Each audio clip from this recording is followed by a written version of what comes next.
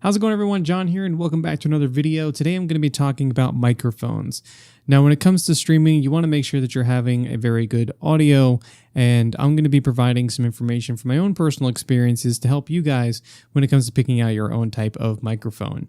Now, of course, if you are starting out and you're streaming directly off the Xbox, you can definitely use your own microphone that you use to normally talk to your friends on Xbox Live. So by using your own headset, that is perfectly fine as long as you're only using that to stream through the system.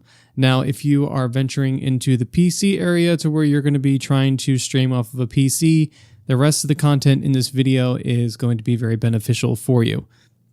So there are two different types of microphones. You have your condenser, and then you have your XLR.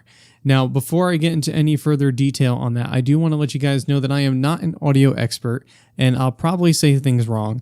But from what I've had my experiences from when I used my Turtle Beach X11s back in the way early days of when I was streaming on Twitch, all the way to when I invested in a blue Snowball for my condenser microphone, all the way up to what you guys see right here, which is my XLR microphone. So I've kind of dabbled in each one. So I kind of have a little bit of experience for each one of them. So what is the difference between them? So over here, I've written down the differences, price points, some cons, and some pros for each one. So we're going to touch base on the condenser microphones. This is going to be like your blue Snowball, your blue Yeti, or any of the other ones you find out there that are going to be more USB powered. They're convenient, they're portable, it just makes it a lot easier. However, the drawback to them is that they pick up all background sound. Now, of course, you can add filters to them inside of like OBS or XSplit. That way you're not really having to get the expensive one, but you can work with it with the filters to kind of help and eliminate background noise and everything like that. Now, the other thing too is they are more affordable going out of the gate. They're about $50 for the cheapest version, and that's going to be like your blue Snowball. Then if you want to go with the blue Yeti, that one's usually around $80 to $100, but it's not that bad. It's actually a very good microphone. I personally still have my blue Snowball, and I use it at times if I'm going to be on the go somewhere and I need to have a microphone. I can't bring this guy with me because it requires more equipment.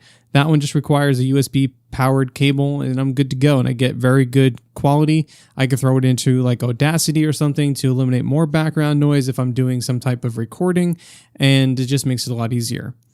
Now, the other one is what you see right here, your XLR. Now, these guys, of course, are going to be a little bit more expensive. You can probably find some around $50 price point, maybe $70. Right here, I'm using a Sennheiser E835. This is a $100 microphone.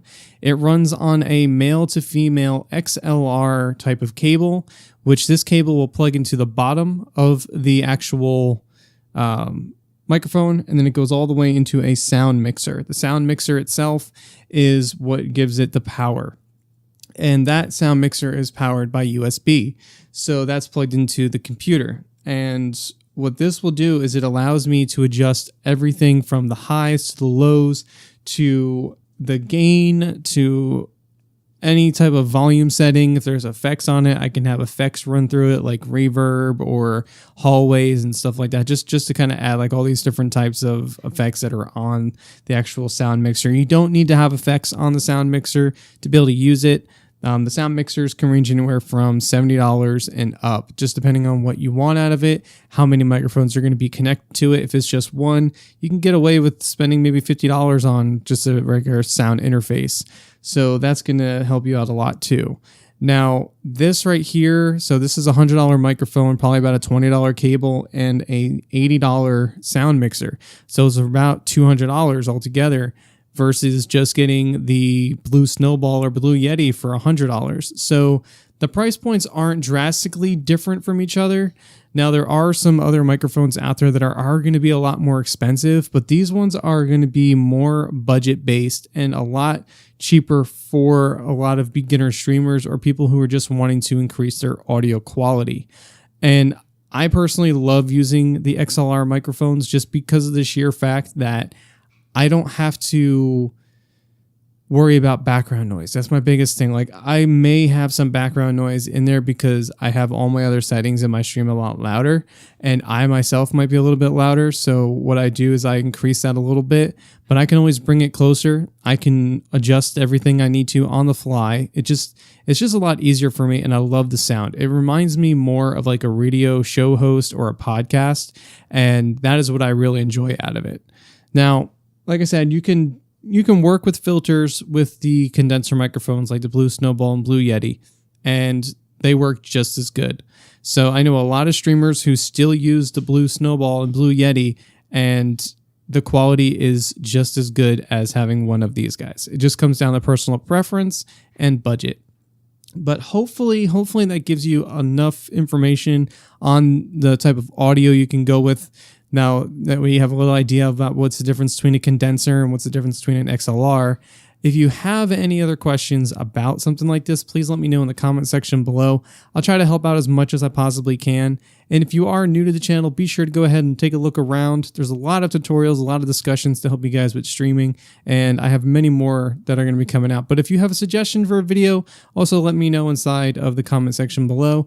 Feel free to join me on my other networks that you can find in the video description, and I'll catch you guys in the next video. Thanks for watching, take care, and as always, keep being awesome and have fun streaming.